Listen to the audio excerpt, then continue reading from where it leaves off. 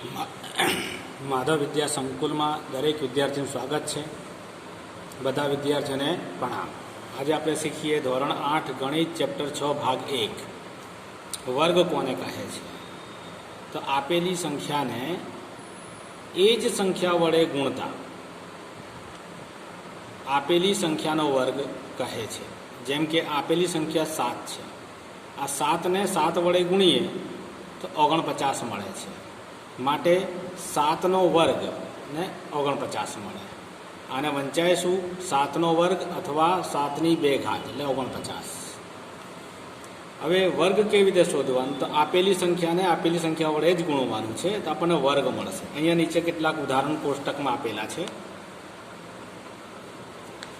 દાખલા તરીકે સંખ્યા 1 છે તો 1નો 1 સાથે ગુણાકાર કરીએ તો 1 મળે. 2 છે આપેલી સંખ્યા 2 તો 2નો 2 સાથે ગુણાકાર કરીએ તો 4 મળે. 3નો 3 સાથે ગુણાકાર કરીએ તો 3 તરી 9. 4નો 4 સાથે ગુણાકાર કરીએ તો 16. તો આ બધી સંખ્યાઓ છે એ વર્ગ છે ને આપેલી સંખ્યાનો વર્ગ છે. એ રીતે 11નો 11 સાથે ગુણાકાર કરીએ તો 121. તો આ 121 શું કહેવાય? તો 11નો વર્ગ કહેવાય છે. એ રીતે આ 20 સુધીના વર્ગો લખેલા છે. હવે પૂર્ણ વર્ગ કોને કહેવાય?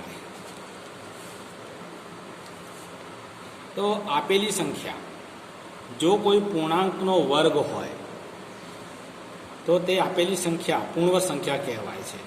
આપણે આગળ જોયું 1, 4, 9, 16, 25 આ બધી સંખ્યાઓ એ પૂર્ણવર્ગ સંખ્યા છે. આ બધી પૂર્ણવર્ગ છે.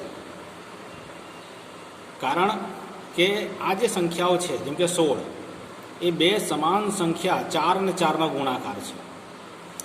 એ જ રીતે 25 એ 5 અને 5નો ગુણાકાર છે અને 5 અને 5 બંને સમાન છે. આમ બે સમાન સંખ્યાનો ગુણાકાર કરવાથી જે સંખ્યા મળે એ બધી પૂર્ણવર્ગ સંખ્યા કહેવાય છે. હવે સમજીએ 12 એ પૂર્ણ સંખ્યા નથી. એનું કારણ બતાવો કે 12 કયા ઘડિયામાં આવે? તો 12 એકા 12, 6 દુ 12, 4 તરી 12 આટલા ઘડિયામાં આવે છે. હવે 12 એ સમાન સંખ્યાનો ગુણાકાર નથી. આમાં 6 અને 2 અલગ અલગ છે, 12 અને 1 અલગ છે, 4 અને 3 અલગ છે. તો 12 એ સમાન સંખ્યાનો ગુણાકાર નથી. તેથી 12 પૂર્ણવર્ગ સંખ્યા નથી. હવે આગળ શીખીએ પૂર્ણવર્ગ સંખ્યાના એકમનો અંક કયો હોઈ શકે? તો 1, 4, 5, 6, 9 કે 0 હોય. આ મોઢે રાખવાનું છે તમારે. કોઈ પણ પૂર્ણવર્ગ સંખ્યા હોય એનો એકમનો અંક 1, 4, 5, 6, 9 કે 0 હોય છે. આપણે જોઈ લઈએ આગળ ઉદાહરણમાં. જેમ કે આ બધી સંખ્યાઓ પૂર્ણવર્ગ છે. હા, 11નો વર્ગ છે આ. અને એકમનો અંક ચેક કરો. 1 આવે, 4 આવે, 9 આવે, 6 આવે, 5 આવે, 6 આવે, 9 આવે, 4 આવે, 1 આવે અને 0 આવે છે. આમ આ જે સંખ્યાઓ છે એનો એકમનો અંક 1, 4, 5, 6, 9 કે 0 આવે છે. આ બધી પૂર્ણ સંખ્યાના એકમના અંકો હોય છે. આગળ શીખીએ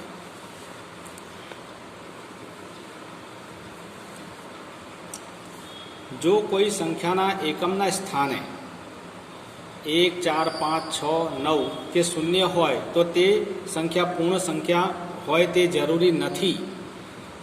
જેમ કે 16માં એકમનો અંક તો 6 છે. તો શું આ પૂર્ણ સંખ્યા છે? તો આ પૂર્ણ સંખ્યા છે. કારણ કે આ બે સમાન સંખ્યા 4 અને 4નો ગુણાકાર છે.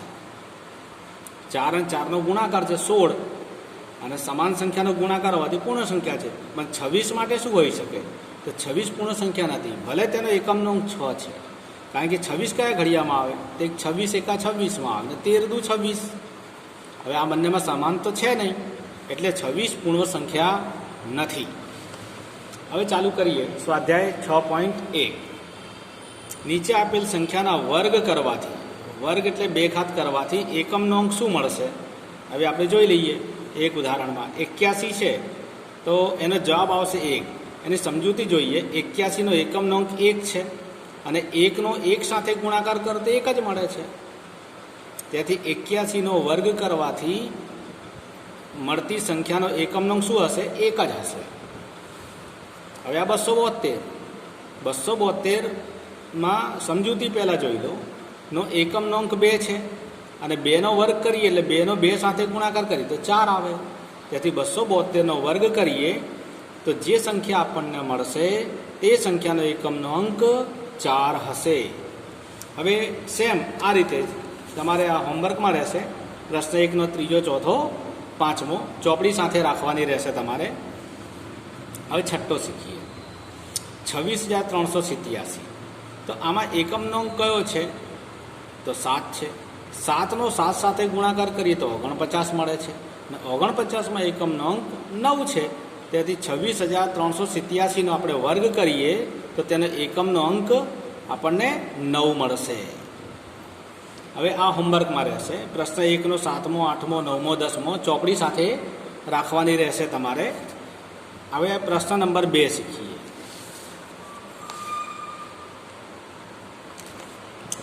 નીચે આપેલા સંખ્યાઓ પૂર્ણવર્ગ સંખ્યા નથી, કારણ આપો. હવે જુઓ, પહેલી સંખ્યા છે 1057. એમાં એકમનો અંક ચેક કરીએ તો 7 આવે છે. એકમનો અંક 7 છે. હવે આપણે જાણીએ કે જે 0, 1, 4, 5, 6 અને 9માં આવતો નથી. આ 7 જે છે આ સંખ્યાની અંદર બંધ બેસતો નથી, માટે તે પૂર્ણ સંખ્યા નથી. એનું કારણ આવ્યું. બીજો 64,000.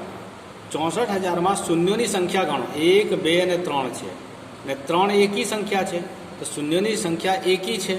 તેથી તે 64,000 પણ પૂર્ણ સંખ્યા નથી.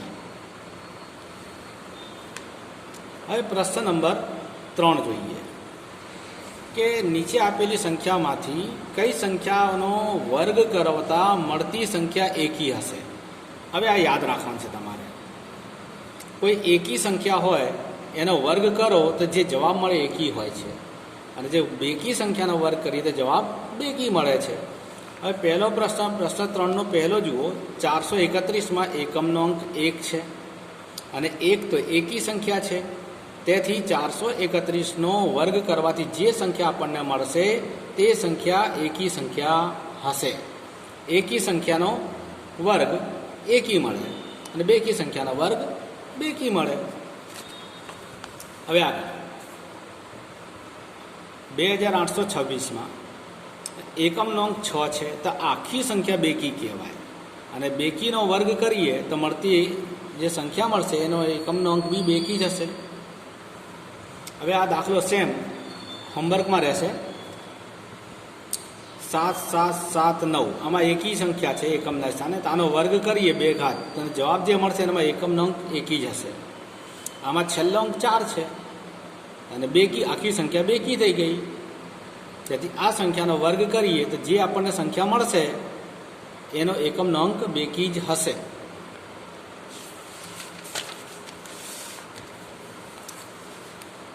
હવે શીખીએ પ્રશ્ન નંબર 4 કે નીચે આપેલ પેટર્નમાં ખૂટતી સંખ્યા લખો. હવે સમજી લઈએ કેવી રીતે લખવાનું છે. 11ની 2 ઘાત 121 આવે. હવે આમાં શું કર્યું છે? 1 અને 1નો સરવાળો 2 થાય, વચ્ચે મૂકી દો, આજુબાજુ 1 1 ગોઠવી દો. આ 1 અને 1નો સરવાળો 2, વચ્ચે 2 લખો અને આ બંને છેડે જવા દો. હવે આમાં 101નો વર્ગ એટલે આમાં શું કર્યું છે કે 1, 0 અને 1નો સરવાળો 2 થાય તો વચ્ચે મૂકી દો અને 2ની આગળ આ મૂકી દો 10 અને 2ની પાછળ 0, 1 મૂકી દે. એટલે અહીંયા 1, 0 પછી 2 લખી દો, પછી 0, 1 લખી દો. સેમ આમાં આ બેનો સરવાળો કેટલો થાય? 2. તો 2ની આગળ શું લખી દો? 1, 0, 0 પછી 2 લખી દો અને 2 લખ્યા પછી 0, 0, 1 લખી દો. હવે આમાં બીજું કે આ સંખ્યામાં શું થશે? તો 1 અને 1નો સરવાળો 2 આવી ગયો.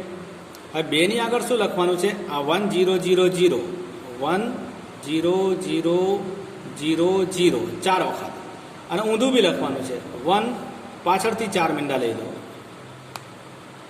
એટલે પેટર્ન બની ગઈ. એ તો આમાં બી 1 ને 1 2 થાય તો વચ્ચે 2 લખી દો અને 2ની આગળ કેટલા મીંડા મૂકવાના છે? આમાં કેટલા મીંડા છે ગણી લો. 1, 2, 3, 4, 5, 6 મીંડા છે અને એની આગળ 1 અને પછી 6 મીંડા અને પાછળ બી 6 મીંડા અને છેલ્લે 1. દરેકમાં એક એક એક તો આવવો જોઈએ. અને મીંડાની સંખ્યા પહેલાં જોઈ લો. 1 મીંડા તો 2 મીંડા, 2 ના 4, 4 ના 6 છે, 2 મીંડા વધતા જાય છે. સેમ આ બાજુ. હવે આવ્યો પ્રશ્ન નંબર 6. આ ખાસ ધ્યાન રાખવાનું છે કેવી રીતે ગણતરી કરી છે આની, કે નીચે આપેલી પેટર્નમાં ખૂટતી સંખ્યા જણાવો. જોઈ લઈએ. આ પેટર્નમાં પહેલાં આપી છે 1નો વર્ગ વત્તા 2નો વર્ગ વત્તા 2નો વર્ગ બરાબર 3નો વર્ગ, 2નો વર્ગ વત્તા 3નો વર્ગ વત્તા 6નો વર્ગ બરાબર 7નો વર્ગ. હવે આ સંખ્યામાં કેવી રીતે ગણતરી કરી છે, તો 1 અને 2નો ગુણાકાર, આ ઘાતાંક ભૂલી જાઓ. 1 ગુણ્યા 2 એટલે 2, 2 ગુણ્યા 3 એટલે 6, 3 ગુણ્યા 4 એટલે 12, 4 ગુણ્યા 5 એટલે 20, તો અહીંયા 20 આવશે. અહીંયા 5 ગુણ્યા 6 કરીશું તો 30 મળશે. અહીં કે 5 6 30 થાય તો અહીંયા 6 આવશે. અને 6 7 42, તો અહીંયા 42 આવશે. આ ખૂટતી પેટર્ન આપણે પૂરી દીધી. હવે આ બાજુની કઈ રીતે પૂરી છે, તો 2 પછી ક્રમમાં આવતી 3, 6 પછી 7, 12 પછી 13, 20 પછી 21, અને 31 પછી 31, તો 42 પછી કઈ આવે 43. અહીંયા 43 આવશે. આગળ શીખીએ પ્રશ્ન નંબર 7. આ મોસ્ટ ટાઈમપી છે. આનું ખાસ ખ્યાલ રાખવાનું છે કે સરવાળાની ક્રિયા વિના સરવાળો કરો. હવે આપણે એક સમજી લઈએ, આમાં યાદ રાખવા આપી છે. પ્રથમ n ક્રમિક એકી સંખ્યાનો સરવાળો બરાબર n². આ સૂત્ર છે જે તમારે યાદ રાખવાનું છે. હવે આમાં પહેલો પ્રશ્ન 1 + 3 + 5 + 7 + 9, આનો સરવાળો કેટલો થાય? તો આ બધી સંખ્યા એકી સંખ્યા છે. અને કુલ એકી સંખ્યા ગણી લો કેટલી થઈ. 1 2 3 4 5 થઈ. તો n બરાબર આપણે અહીંયા 5 લેવાનું અને 5નો વર્ગ કરી દો એટલે 25. અહીં કુલ એકી સંખ્યા બરાબર n, ને n બરાબર 1 2 3 4 5. હવે સૂત્ર પરથી n બરાબર 5, તો nનો વર્ગ કરી દો, બંને બાજુ વર્ગ કરી દો, તો 5નો વર્ગ 25 થાય. સેમ એકી સંખ્યા 1 3 5 7 9 11 13 15 17 19, આ બધા સરવાળો શું થશે? તો કંઈ સરળ છે. આ સંખ્યા ગણી લો કુલ કેટલી છે. 1 2 3 4 5 6 7 8 9 10 છે. તો આનો જવાબ આવશે 10નો વર્ગ એટલે 100 આવશે. જોઈ લો, આપણે આ સૂત્ર જોયો. અહીંયા nનો વર્ગ, n એટલે 10, 10નો વર્ગ પરથી 100 આવશે. સેમ હવે આ દાખલો તમારા માટે હોમવર્કમાં આપ્યો છે. 1 2 3 4 5 6 7 8 9 10 11 12, કુલ 12 સંખ્યાઓ છે. એટલે આપણને ખબર છે આનો 12ની ઉપર 2 ઘાત આવશે. હવે શીખીએ પ્રશ્ન નંબર 8. પ્રશ્ન નંબર 8 કે 49ને 7 એકી સંખ્યાના સરવાળા તરીકે દર્શાવો. બરાબર છે. આ 49 એટલે શું કહેવાય? તે 7ની 2 ઘાત કહેવાય. કારણ કે સીધી 49 થાય છે. હવે બરાબર પ્રથમ 7 એકી સંખ્યાનો સરવાળો લેવો. આમાં 7 છે ને આધારમાં, તો પ્રથમ 7 એકી સંખ્યા સરવાળો કયો આવશે?